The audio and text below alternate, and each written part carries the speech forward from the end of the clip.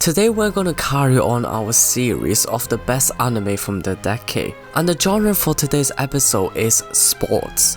A genre that always gets you hyped up about a certain sport and make you want to participate in it, but your lazy weeb ass will most likely procrastinate and get hyped in front of a TV screen instead. I am definitely not talking from personal experience. As per usual, I'm gonna pick the best sports anime of the year plus honorable mention from each year within the 2010 decades. So without further ado, otaku, smash my intro.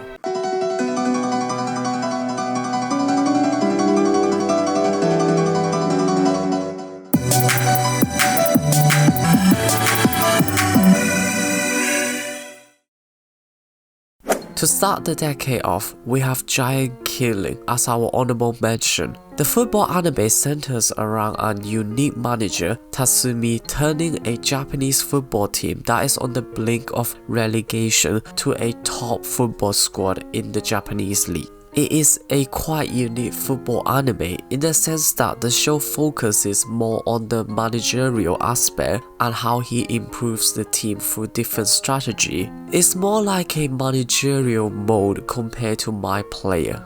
The anime of the year for 2010 goes to the second season of Okeku Hurikabate. I don't really want to pick a sequel as the anime of the year, but there isn't much option out there. The plot centers around an introverted, shy main protagonist becoming the ace pitcher of a newly formed team via the help of the catcher. It is a really wholesome show. The highlight of the series will be the cast interaction and the character development psychologically. It is not a show you watch and get hyped over. Instead, it's more of a series that make you appreciate relationship more.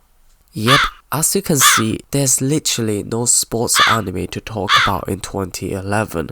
I am speechless. Let's move on to 2012. For 2012, we have Area Kishi for the honorable mention. This is a stereotypical football anime where the main protagonist trains and get better. But what makes this show interesting is the female protagonist. She is actually not useless. She is not the manager or the cheerleader for once. She's actually a really good football player, and she's in fact ahead of the main protagonist. The competitor-like romance relationship is really unique and entertaining. The winner goes to Kuroko no Basketball. The inhuman special sports anime centers around an athlete with special ability that happens to play basketball. We have shits like Invisible Main Protagonist, Steph Curry 3.0, and 24/7 Glitch Up Jump Shot. If you expect a normal basketball anime, then find another show. This ain't it, Chief. But the entertainment element is definitely there. The action scenes is so smooth.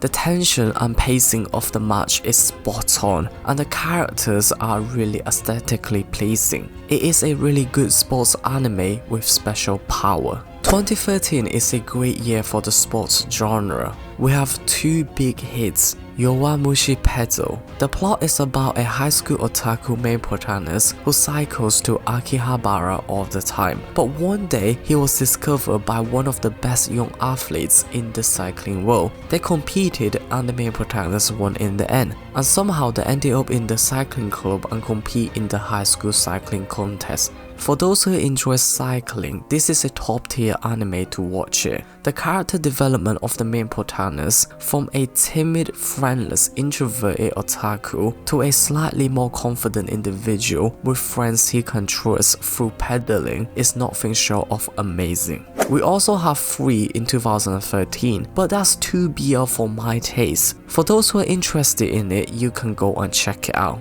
Diamond No Ace, a stereotypical baseball anime where the main protagonist train, sweat, eat, sleep and play. Extremely simple and standard procedure for the story progression, but there's something that just made this show so entertaining. The main protagonist, Agent, is basically went from a hyperactive baseball bagger who doesn't know how to pitch a ball properly to a hyperactive pitcher that is worth the title of an ace in the team through countless of ups and downs.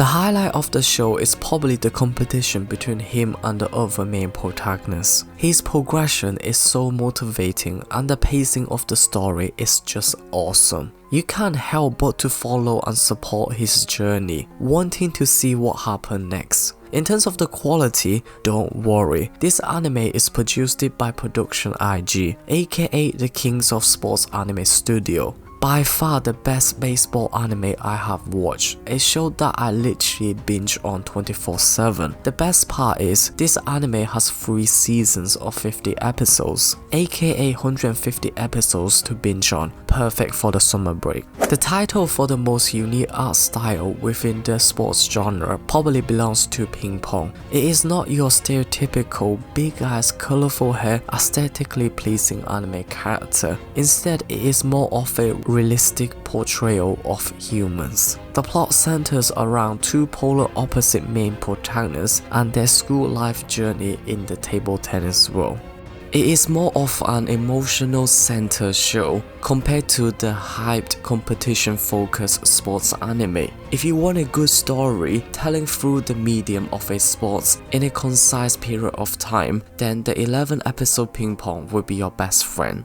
The unquestionable #1 sports anime of the year goes to Haikyuu, the latest mega sports hit from the Shonen Jump magazine. Haikyuu has a really simple story. It is about a shorty main protagonist, Hinata, competing in the world of high school volleyball competition with his team. There is nothing outrageous or spectacular about the story, but it is the little things that separates the show. The devil is in the details. The art is pretty, the OST is banging, the diverse character interaction is entertaining, the pacing is just right and the match is extremely competitive. Everything is just done right. Once again, Production IG is the goat of sports anime. Haikyuu is one of the best gateway drug to the worlds of sports and competition. You will never underestimate the sports of volleyball ever again after Haikyuu. Similar to 2011, 2015 is a really bad year for the sports genre. There's no new shows that is worth talking about. However, there's a lot of good sequels like Season 2 for Baby Step and Haikyuu. The honorable mention for 2016 goes to Days, a stereotypical football anime that fits the textbook version of a standard sports anime. The show has its character progression, cast interaction, school dramas and sports competition. Everything is up to standard, nothing more, nothing less. If you are into football, then you could give Days a try. Yuri on Ice, the BL ice skating anime. The story centers around an upcoming superstar, Yuri, failed in one of the biggest competition he had and he started going downhill. He is not going to practice and he started gaining weight. But one day a world champion came and started helping him get better. Thus, it begins his comeback story. Yuri on Ice is one of those shows you want to watch it for the culture rather than for the sports element. It is one of the BL shows that gained a huge support from the mainstream community when it aired. Yuri on Ice literally took every single award in the Crunchyroll Anime Award in 2016. I'm not gonna discuss whether or not it is justified, but I will say this, you should definitely give Yuri on Ice a try for the culture. Nope, I'm not gonna talk about Keijo. A booty battle is not a sport, despite how much I would love that to be one. Just like 2011 and 2015, 2017 is another terrible year for the sports genre. No new release that justify our time to talk about it. Is it just me or it seems like there's a pattern to this? It looks like every other year we have a really crappy year for the sports genre. I might be thinking too much though. 2018 comes back hella strong. We have 3 anime that deserves honorable mentions. We have Captain Tsubasa Remaster, experiencing the 1980s classic football anime once again in a HD fashion. Next we have Hanebado, competitive badminton anime. The actual badminton animation is really good, but the plot is really bad. especially the main protagonist's mother. She literally left her young daughter at her grandma's house for years so she could compete in badminton, and then in the end she ended up adopting another daughter abroad. Because of her action, her daughter, the main protagonist, is now fucked up, and she became a yandere who beats everyone in the badminton court. One of the worst parenting I've ever seen, but as a badminton sports anime, it is definitely worth a watch. Then we have Hinomaru Tsumo, the wrestling anime from Shonen Jump. The story centers around a shorty battling his way to the top of high school sumo competition when all odds are against him. I have made a video in the past. If you want a more detailed review, you can go and check it out. Finally, the one that beats every single sports anime and dominated 2018 is Kaze ga Tsuyoku Huretaru, aka Run with Wind. Production IG strikes back once again, and they definitely were not disappointed. The plot centers around two university long-distance athletes encouraging their squad to participate in the university marathon competition. It may sound really dull, but it's the execution that matters. Everyone knows the formula and the recipe to a successful sports story: underdog, training, teamwork, competition, and finally victory. Almost every single sports anime has these elements, but what differentiates them apart is what you do with these ingredients. And Production IG is like the Gordon Ramsay of sports anime. They made the art look so pretty, the song was banging, the character interaction is entertaining, and the protagonist's progression is spot on. I never once thought that I would enjoy a running anime, but I ended up finding myself binging through the entire 23 episodes and still wanted more. It is an underrated anime that deserves more recognition. Hoshiai no Sora is a softball tennis anime. The story centers around a men's soft tennis club that is on the brink of disbandment due to their poor performance. But one day, a new transfer student came to the school and everything is changed. Hoshiai no Sora is a really unique sports anime in the sense that it focuses more on the character development rather than the actual sports of soft tennis. It highlights a lot of dark sides of adolescence. It explores a lot of social and gender issues, the dysfunctional family, and domestic abuse. Sports is more of a medium for character to interact with rather than the sole purpose of the show. If you are into a more realistic and drama type of sports anime, then this is a good choice. I was thinking to add How Heavy Are the Dumbbells You Lift onto the honorable mention list, but I'm not sure if Working Out classifies as a sports anime. It is a really fun show about a bunch of cute girls working out for their own goals, like losing weight, building muscle, and maintaining their body shape.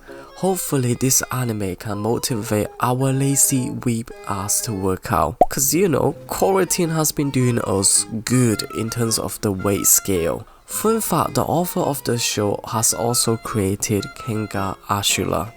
Finally, we have Ahiru no Sora to finish the decade off. The show centers around a shorty main protagonist changing the fate of an already abandoned high school basketball club. The show is yet to finish, so I'm not gonna comment too much about the plot. The series is less flashy and cool compared to Kuroko no Basket, but the deep emotional aspect of the show has more than makes up for it. If you are into a more realistic basketball anime with more emotional development, then Ahiru no Sora would be your top choice. And we are done! Looking back, the worst year for the sports genre has to be a mixture of 2011 and 2017. The best would be 2014. If you are looking for a gateway sports anime to hop on, then I would recommend Haikyuu, a really beginner-friendly sports anime. If you are looking for a long series to binge on, then Diamond no Ace would be your top choice. And if you are looking for something unique, then Ping Pong should serve you well. Smash the like button to support the series and comment down below on which genre I should do next. You weebs stay safe and stay blessed. I'm out. Peace!